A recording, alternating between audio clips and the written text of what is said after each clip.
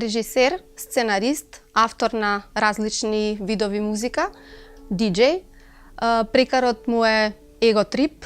Тука сме да го разобличиме, да видиме дали нашиот режисер Срđan Јаникиевиќ е широка личност, дали е умислена, дали со право е еден од најзастапените режисери со огромна динамика, барем последниве месеци на режирање представи на нашите сцени. Секако неговата дејност оди и многу пошироко, низ различни соработки, низ неговата музика, низ неговите театарски представи. Јас ќе му посакам добре дојде во Астрорум. Добро ја најдов. Споменав неколку работи, ова е секако накусо вашето CV и кога побарав од вас да ми испратите биографија, беше типична за еден автор кој што е застапен, кој што има многу случувања и кој што нема потреба да ги опишува нештата, туку само да ги наброи таксативно. Многу представи можеме да ги споменуваме, работа со повеќе театри, се разбира најмногу со Македонскиот народен театар. Автор сте и на панк опера, имате своји албуми со Поган Паган и така натаму. Кажете ми што во моментов се случува на театарската сцена во врска со вас? Па добро, сега вака кога ќе чуја некој ќе помисли се погода, кога ќе ги пребраме представите испаѓа ќе многу помалце од многу помлади колеги од мене, да бидам искрен. Не сум човек што толку мисли дека може да работи представи толку често и толку квалитетно. Дури ми се случува да направи многу лоши представи некогаш, например, и кога не работам толку често. Така да една годишно имате сигурно. Па како кога. Али во контекст на тој мојавет со его трип, тоа беше исто иронично. Да, секако. Измислено, пошто некако у тој период сите што пуштаа музика беа многу нафурени на себе и сакав само една дистанца од тоа, како коментар на таа приказка, за тоа го кажам. Ама тек, ето, остана некако. Па во моментов, како ти кажам, еден од моите драги соработници, Ивица Димитриевиќ, отиде у Швајцарија да работи представа, а он ми игра во 3 представи. Во моментов тоа ми е главната окупација.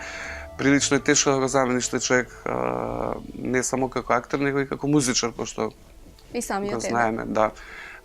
Каде се, а целата музика што сме во тие 3 представи што сме последните што сме работеле заедно, е заедно работена и сега малце е тешко и напорно да сега сте во потрага по актер, музичар?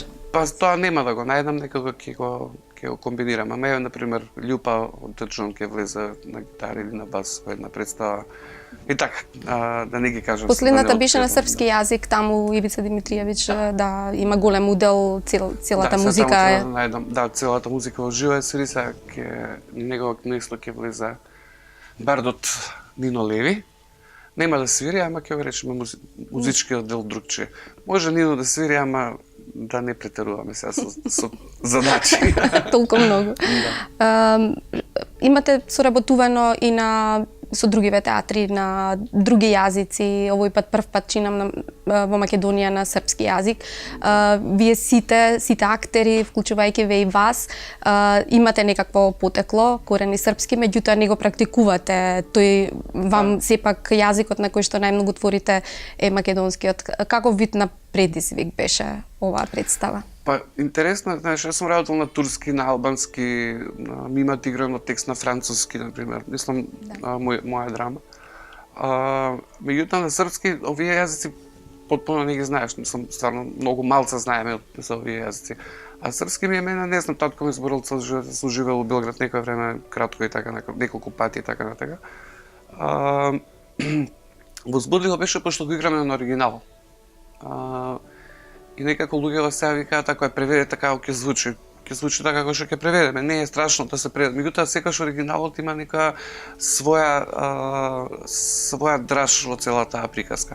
Споруваме за реалисти, представата на современа авторка. Современа автор Елена Кајго, прилично возбудлив, многу интелигентен и многу точно интелигентен автор и многу точно ги лоцира проблемите, многу точно испишани карактери, многу е возбудливо да си актер, кога треба да ги играш нејзините ликови, пошто се убаво испишани. има стварно многу можности за креации, па и за режисерот нормално, меѓутоа као актерски е многу возбудлива да се работат нејзини текстови. И како ти кажам, од друга страна, стварно јазикот тука е многу интересен да стално кажеме на приказка, например Game of Thrones, јас сум ги читал и во оригинал, и на хрватски, и на српски. И тоа сите по овој редослед сум ги читал. Мислам, значи сите ги имам прочитано околу 5-6 илјади страници на сите овие три јазици.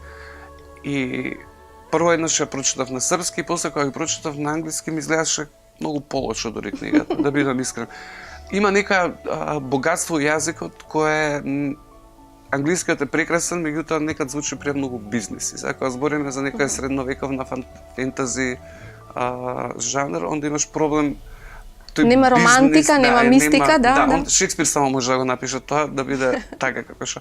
А во преводот многу интересно звучи, не знам како да кажам, Зимоврел, Уинтерфел. Одма е подруга, или кога ќе кажеш, не знам, Исак Асимов, кога ќе кажеш Задужбина, звучи прекрасно. Кога ќе кажеш оригинал е Foundation, фондација. Не знам. Да, што велите бизнес, има некаде тој јазик некаде знае да биде многу подлабок, дури и кај Бајрон, кај Шекспир, да. Кај Шекспир е проблем увек. Мислам да Шекспир е ненадминлив во оригинал сепак. Ама има некои работи кои што така за тоа беше многу возбудливо да го работиме, да го работиш во оригинал, зашто самиот те вози, ти ја дава енергијата која што е веќе напишана. Нормално може да се преведе све и да се одигра исто така добри на друг јазик, меѓутоа овдека беше посебно чувство. Иако беше по еден повод, да речеме, српската заедница ја покрана таа представа, личеше дека ќе биде за еднократна употреба, но таа трае и живее. Вие веќе не намера да биде за еднократна употреба. Мислам, тоа беше на почетокот верувавте. За жал тоа ни направи, знаев однапред дека можеме да играме колку сакаме, дека ќе трае, не е проблем. Меѓутоа тоа беше малце и маркетиншки може да ни направи проблем, така што ја разбара луѓето дека по повод тој ден па после нема да се игра.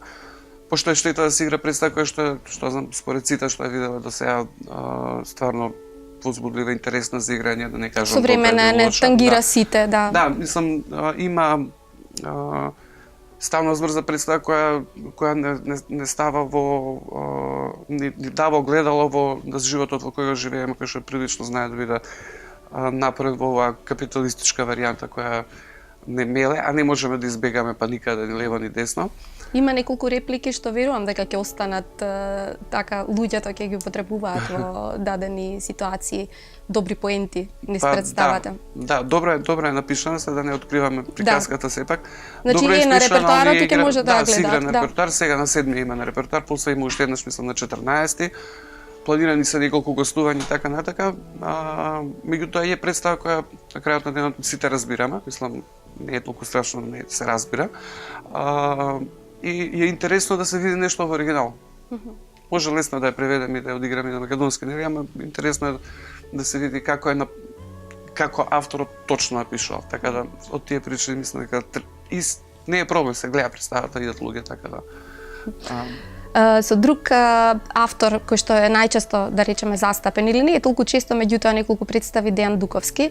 Оние што ве познаваат уште од студентските денови знаат дека вие бевте другари, пријатели и мислам дека зачудува фактот што доцна се здруживте во еден професионален проект или мојата перцепција е таква, ќе ме исправите. Колку време требаше со Дејан да се развиете меѓусебно, односно вие и тој посебно, за да се најдете заеднички во представа? Па добро, знаеш како, кај нас има во театарот има као да имаме не знам колку писатели добри, мислам имаме, меѓутоа немаме многу. И не е ни ненормално да немаме толку многу на држава. Горан Стефановски, Дејан Дуковски. Па да, има писатели, не е особено во последно време има млади автори, сега ќе работам еден текст например на Горан Милошевски така натака. Меѓутоа сепак ние ни Горан не сме го работеле доволно.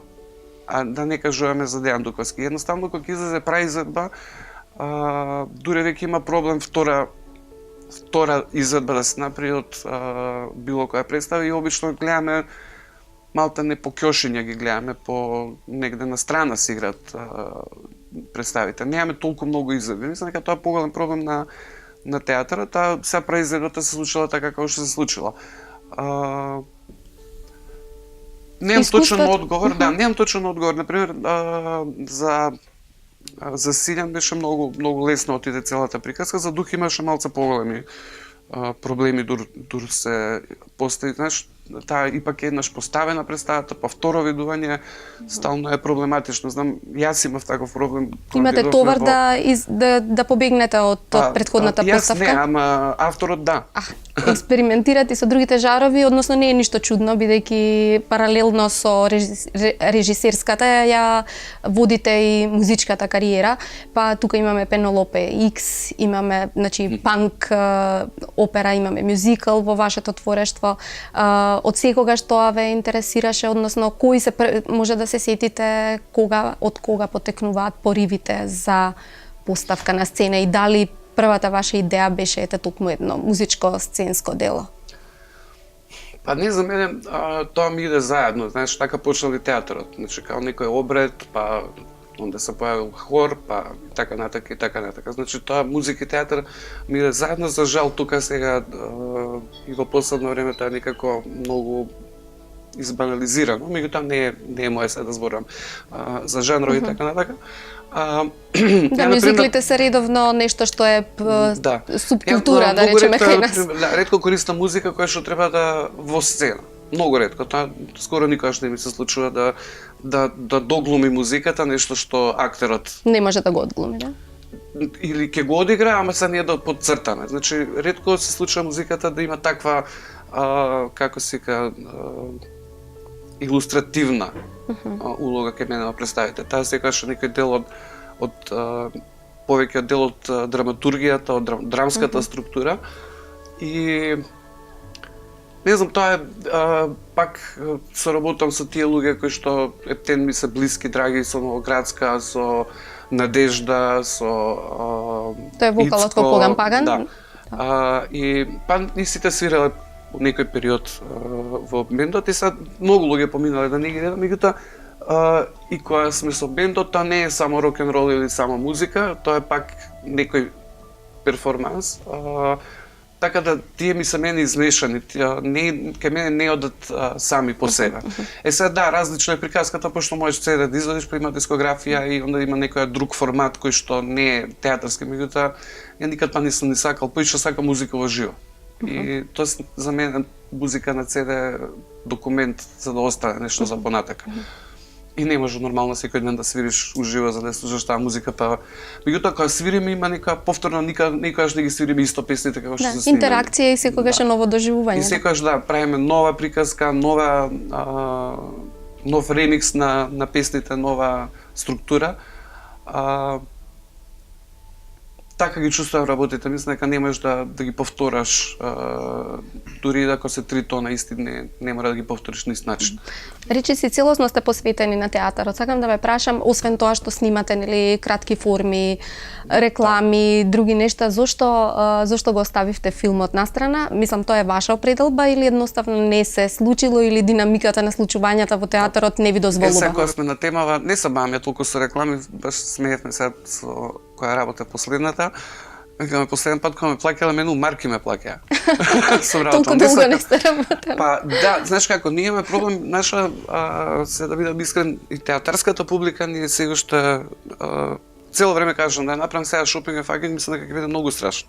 За разлика, па заради темата. Се уште е табу, сакате да кажете? Па не мислам дека во 90-ти беше многу помало табу. Тоа сакам да кажам. Тоа многу поише ме плаши. Мислам дека сме отидени цела планета отиде на катапултиран у среден век, да бидам искрен. И заради тоа кажам дека и се тука има многу, затоа представи некако не ги сакам, значи клиент, не знам, нарачател, продукција и така, многу непознаници. Процедурата е страшна. Да, и заради тоа последен пат бев платен на марки. Мислам, стварно не сакав да се бавам со таа работа едно време. На филм? Да, сега се работи в реклама, да, пошто и друга, малце по-друга е приказката, а филм некој да открива. Што значи... Се зезам, не, имаме добиено, имаме според моја идеја за приказка, со Сашо Кокаланов работиме на едно сценарио. Добивме за развој исто, прилично е, веќе сме у нека финална верзија, бевме на некој како се ка тоа, со скрипт доктори, имав некои разговори така натака.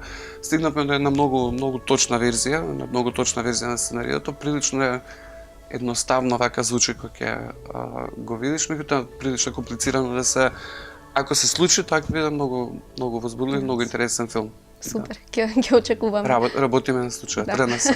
Добро, прашање во вистинско време. Во однос на музиката, интересно е што кога сум разговарала со диџеи, мислам дека најнепријатното прашање кога ќе ги прашам зошто се представуваат како артисти, зошто не ги третираат како вистински автори, музичари. Мислам тука има разлика, секако кој внел повеќе креативност, кој е само пуштач на музика, но вие сте и од другата страна. И самиот сте композитор, но и диџеј. Како ви одат тие две нешта заедно? Колку можете да ги раздвоите? Имате некој свич посебен или околу авторството? Да се разбереме, сам прашање колку е. Го видов Игор Тошевски, еден од најголемите можда наши живи уметници во моментов, пред некој ден, и викам шо преш, вика би си купив таблет и вика цртам. Само цртам. Вика не ме занима уметност, цртам. Прашање колку сум ја композитор, да бидам искрен. Јас сум колку што најверојатно, не знам, Масив Атак колку што се композитори. Колку што тоа се, знаеш, значи прашање колку е некој композитор, а колку сум, не знам, аранжер или само имам некои идеи за музика. Да, знам но еве со и Поган да Паган нешто, како? да, знам нешто да оцирам, знам да направам музика, имам некои направено верзии и мои песни што кога ги чуем викам браво, свака част, се сам и да еве после 10 години на пример има некои што не сум ги слушал само 5-6 години, кога ги слушнам на сериозно, не се изненадувам од сам себе, се слага. Меѓутоа не можам да кажам па исто така дека сум композитор како што знаеме дека композитори, а па може да правам и подобра музика од нив. Тоа веќе стана многу чудно, не сакам да навлегам во таа структура, а кога пуштам музика, тоа е пак во прашање некое чувство, јас сакам на пример многу изненадувања. Тука драмски И тука сте режисер, да, и во... Да, така да најверојатно уствари цело време само режирам. Не сум ни композитор, не сум ни диџеј, не сум ни до толку. Тоа ми е едноставно, како да кажам, дел од една убава приказка која се разви. Значи, стварно... Вие слушате многу музика, мислам, фан сте на Боуи, на кои искрено кажуваат, обично луѓето се... Сега продав околу 200 плочи, пошто не ми треба. И сега не знам уште колку ми остана. Така кога сите се враќаат на винили, сега изгледа ин, вие ги продавате. Па да, ама може заради тоа ги продавам. Како да ти кажам, сега тоа е друга приказка. Не ја чувствувам потребата од... Значи, дикам ја кога почна да се пушта музика, значи почнувавме со 12-10, сега можеш да го правиш истото тоа од iPhone. Освен што малце изгледа непријатно, иначе истото е. Мислам, истото е. Нема везе дал си сликал. Тоа као некој да му кажеш сега зашто не сликаш со 35 мм. И сите тие фами, сите тие... Фама и грамофонот, да се разбереме. Мислам, добро, некои луѓе убедуваат дека... да водиш љубов или со девојката, ќе пуштиш плоча и ќе заврши после 15 минути. Ќе треба да смениш. Ќе направиш плейлиста. Само да кажам сега да не... Тоа е посебна приказка, која што немам ништо против за сериозни луѓе, меѓутоа мислам дека понекад многу мода не е нарно. Вие сте гласноговорник против општествените неправди, против се она што е девијантно, да речеме, во општеството, она со што не се сложувате, не се плашите, без разлика на конкретниот општествен политички контекст. Може да оцените денешнава состојба, еве направивте една паралела со 90-тите, како да сме отишле наназад? Да, мислам, глобално цел свет отиден, што не треба, мислам, да не го кажам зборот. И конечно, знаеш како, све што има да кажам со дух. Што точно мислам, што се случи, што ќе се случи, што се... И на крај стануваш и подикаш заморен од многу зборење. Мислам, тие работи во принцип ги правам во театар, не ги мислам, да, окей, кога ќе ме праша некој за став или кога нешто ќе ме релатира, можда и ќе кажам нешто. Или кога нешто до бескрај, меѓутоа главниот проблем е на кој што не можеме да избегаме, кој што ги повлекува сите негативни работи е тој либерален капитализам. И ние од тоа додека не најдеме чаре сериозно за тоа, ние нема ќе се изедеме сами себе. Мислам, и планетава сама себе ќе се уништи. Се нормално тука у по неразвиени средини тоа боли многу повеќе. Кога ќе погледнеш Оливер Твист, си викаш кој што е представа која не го менувам времето, значи просто не го менувам ни времето ни просторот, искрено да видам, значи се случува во Лондон 800 и таа. И кога го видиш Скопје, мислиш дека е представа од еднината Оливер Твист. Страшно. Па да, зборам дека нивото на распоредот на нека социјална правда, колку и е сурово, пошто стварно Лондон е суров, мислам Англија е сурова, 50 евра, 50 фунти ти е будење, што се ги отвори очите. И тоа беше многу одамна беше така, сега не знам сигурно поскапо. Само да кажам, тоа е многу суров начин на живот, меѓутоа сепак овдека мислам дека е посурово. Мислам кат на гаража од 8 спрата, кај што нема лифт и така. Зборам, има многу ненормално, тоа се ситни работи, кои што, мислам, не е чист воздухот. Имаме проблем како граѓани, без разлика на... Не е само воздухот, мислам, се не е чисто. И тоа е ниска развиена свест, како да се работи за некој друг, не за себе. И сега во целиот тој бран на свет како се враќа назад, мислам, на нека конзервативна идеологија и така натака, овдека боли повеќе. Од тука уште по ниска свеста, повеќе луѓе има, значи масата е превагнува, која што за жал не е до крај еманципирана за да може да свати што е неговото добро конечно. И се уште сме врзани за таква нека криминогено национална, националистичка, значи едното со другото се перат и се надоврзуваат. Многу е проблематично, многу е тешко да се излечи, малце заради тоа може да сакам да земам здив, за да можам да се преструктурирам за да зборам на таа тема. Прилично разочарувачки делува, тоа сакам да кажам. Личноста не би била таква доколку нема поддршка. Не ве прашав за семејството и за сегашното и за минатото, бидејќи вашиот развој се протега од самите почетоци, кога сте почнувале, кога сте се запишале на студиите и сигурно за да може да ја работите, работата непречено мора да се има несебичната поддршка. Па, сега кога прашаш за родителите, тоа е еден муабет. Тоа беше не чуден беше тој однос меѓу моите родители и тоа што го правев. Секогаш сум имал поддршка, ама некогаш беше така. Не ве сваќаа сериозно, жалеа што сте по уметноста? Не, напротив. Например, имало моменти кога било као што е оваа будалаштина и кога ќе завршила таа будалаштина, мислам кога свадила дека нема, тоа е целата приказка, дури били и over supportive до размазување. И мислам дека тука колку се не можам да кажам дека се они криви, стално кажам дека секогаш вината се обидувам да ја најдам кај мене. Да не ми дозволуваат ништо друго да правам, освен ти сега твојата работа да правиш. И онда тоа тебе тоа опушта и многу ме размаса, искрен да бидам. И не правиш ништо.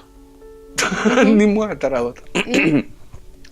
Така да тоа како да кажам, тоа е меч со две острици, значи мерката да се одреди, да. Значи има сега сте татко на син, имате прекрасна сопруга. Да. Каков е контекстот сега? Многу верувам на сопругата и стално ја прашам. Нека знае многу да ме изнервира и знае да ме напне, мислам. Па да, нормално е, знаеш, дури да сме од истата работа, а не сме, меѓутоа и да сме од истата работа, нормално е никаш рационално да пробуваш на некого да му помогнеш, така на рационален начин да ги решава проблемите, не толку емотивно. И ако си уметник, меѓутоа треба и да живееш така. И сега тоа некад знае тебе, не знам, и суетата да ти ја чепне, знае да ти изгледа не... да те вознемири, да се изнервираш, да се наљутиш и така натака. Меѓутоа, на сцена да се појави она прекарот, еготрип. Да се појави дури прекарот. Па, види, ако мислам уметник кој што е сигурен па мора да е толку суетен, себе, да. од една страна колку што е толку сигурен, колку што глуми дека е сигурен, од друга страна ако е па толку сигурен, онда не е ни прашање што човек, мислам прашање каков уметник е.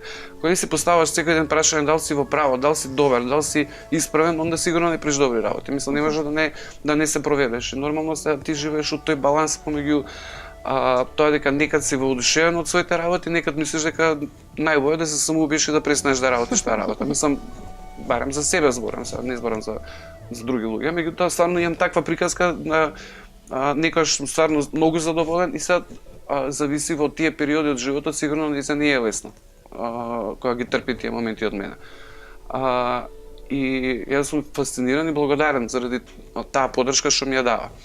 Понекогаш нормално знае тоа да пукне, меѓутоа мислам дека со тек на време више тие работи стануваат јасни за едниот и за другиот и наоѓаме начин како да ги надминете, да ги канализирате, да ги канализираме за да добиеме за да не отиду деструктивност тој мојбет, него напротив да биде многу конструктивен за да може да идеме и мојата кариера и незината конечно да идат напред.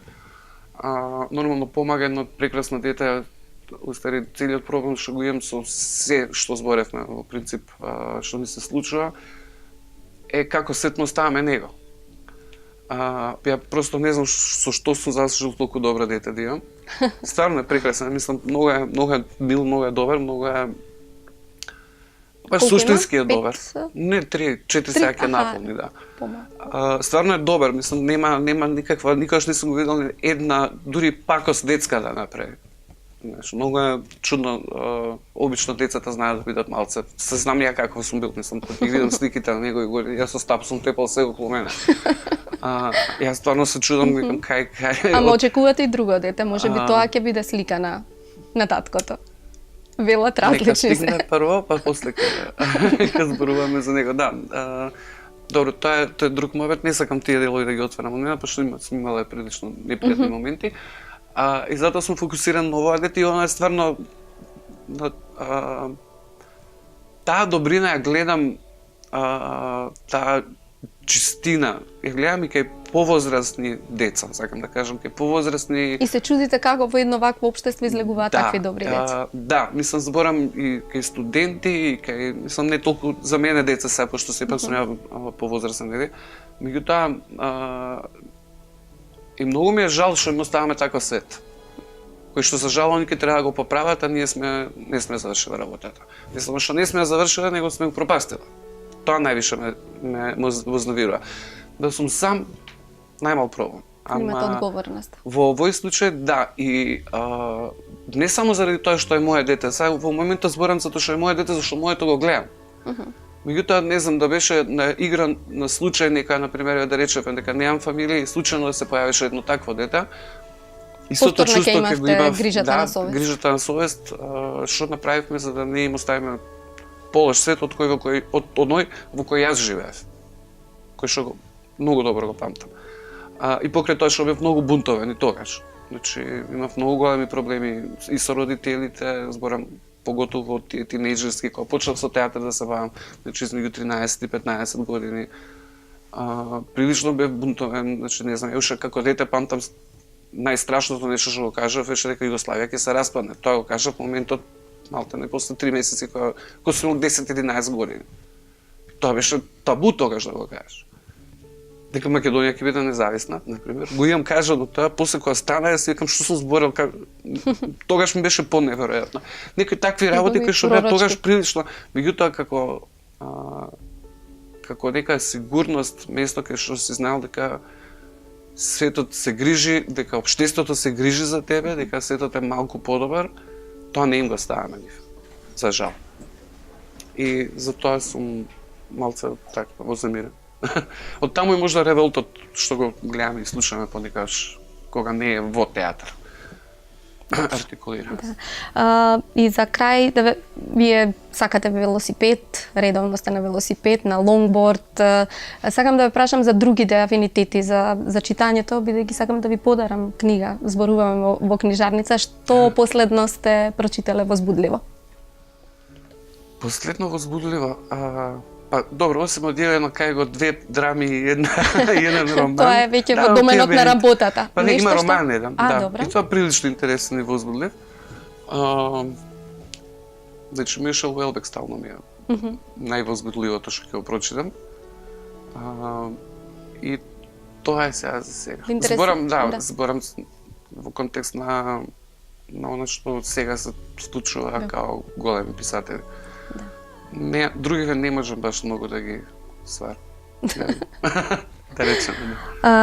Ова ви е подарок од Литература МК, издание на Арславина. Насловот имам впечаток, дека е како за вас. Тоа се тие предрасуди што ги имаат. Обично за мене и ви кажат, оваа ти беше многу од тебе поочекав пожестоко. Не знам, глава му разбија на сцена со кило крв истече. Не знам што сакаа пожестоко од мене. Тоа не е така плейн, така на прва лопта поставено. Но кој знае да чита меѓу редови. Болката е на друг начин раскажана и така натака. Меѓутоа не знам, имаат така за мене нека. Тоа е еден прирачник, мислам, за животот, многу хит книга. Се надевам дека ќе ви се допадне. Јас ќе ви се заблагодарам за ова гостување. Темите се неисцрпни. Најтешко е, најубаво, ама и најтешко е да се разговара со некој што има раскошен талент и што паралелно вози на неколку колосеци. Благодарам. Фала, беше задоволство со тебе секогаш. Додуше прв пат не? Јас мислам дека не е прв пат, бидејќи имало порано, мислам дека има едно порано. Има некои вкрстувања, меѓутоа циклусот е таков да сега фокусот е малку проширен и не е само музиката мојот интерес. Благодарам многу. Фала ти.